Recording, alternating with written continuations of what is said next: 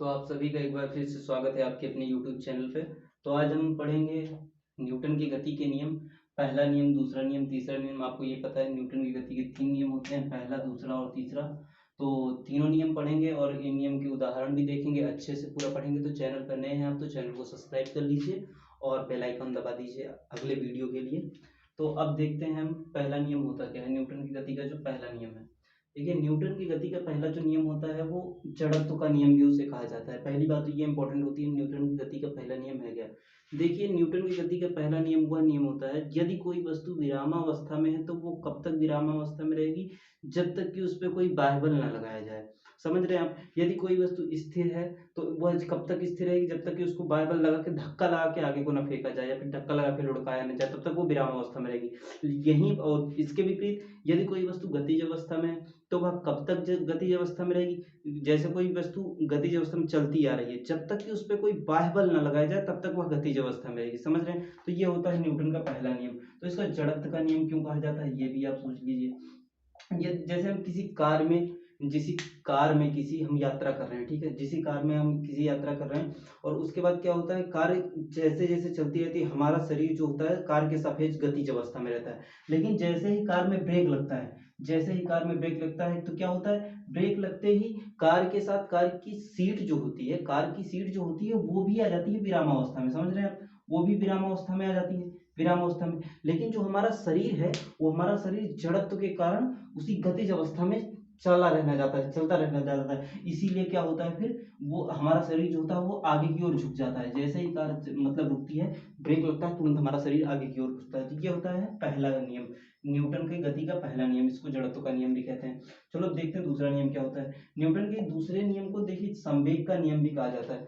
पहले सीधी सी बात है, न्यूटन के दूसरा नियम होता क्या है, किसी भी वस्तु के संवेग परिवर्तन की दर उस पर लगाए गए बल के, समझ रहे, किसी भी संवेग, जैसे कोई वस्तु है, ठीक है, मान लीजिए ये वस्तु है, ठीक है, इस पे जो संवेग परिवर्तन की दर होगी इस पे लगाए गए बाह्य बल के समानुपाती होगी। समझ रहे हैं, समानुपाती होती है। और इसकी जो दिशा होगी, जो संवेग परिवर्तन की दिशा होगी वो उसी दिशा में होगी जिस यहाँ पर बल की दिशा होगी। जिधर बल की दिशा होगी उधर ही संवेग परिवर्तन की दिशा होगी। तो ये दूसरे, इसको संवेग का पर नियम कहा क्यों जाता है, जैसे दूसरा जो गति का नियम है इसको संवेग का नियम भी कहा जाता है। तो संवेग का नियम क्यों कहा जाता है, जैसे कोई क्रिकेट होता है, मैच होता है, ठीक है, मैच में जो कोई गेंद जो होती है, गेंद जो घूमती हुई गेंद आती है, तो उसको खिलाड़ी क्या करता है, जब पकड़ने लगता है तो हाथ अंदर को करता है। हाथ अंदर को क्या क्यों करता है, ताकि उसको वेग को कम किया जा सके, ताकि चोट हाथ में कम लगे, ठीक है। तो चलती हुई गेंद जब आती रहती है, एक्चुअल में क्या होता है, उसका जो वेग वेग के कारण उसका संवेग जो होता है, संवेग बहुत ज्यादा होता है। संवेग ज्यादा होता है तो उस पर बल भी लगता है, और बल जब हाथ में गेंद लगती है तो ज्यादा चोट लग सकती है। इसलिए उसमें संवेग परिवर्तन करने के लिए हाथ अंदर करते हैं ताकि चोट कम लगे, ठीक है। तो इसी कारण इसको संवेग का नियम भी कहा जाता है। देखिए अब गति का तीसरा नियम पढ़ते हैं। गति का तीसरा नियम क्या है, और इसको क्रिया प्रतिक्रिया का नियम भी कहा जाता है। जो गति का तीसरा नियम होता है इसको क्रिया प्रतिक्रिया का नियम भी कहा जाता है। तो इसको क्यों कहा जाता है क्रिया प्रतिक्रिया के नियम, ये देखेंगे। गति का तीसरा नियम है क्या, देखिए गति का तीसरा नियम सबसे आसान है तीनों से। पहला नियम, दूसरा नियम, तीसरा नियम आपको ज्यादा समझने की जरूरत नहीं है, एकदम आसानी भाषा में समझिए।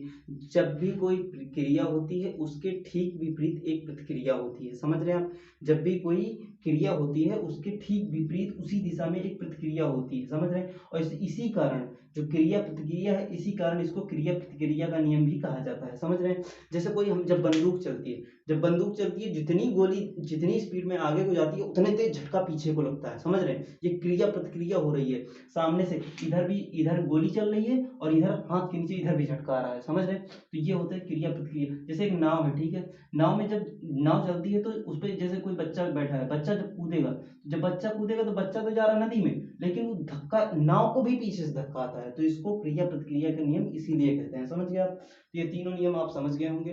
Thank you.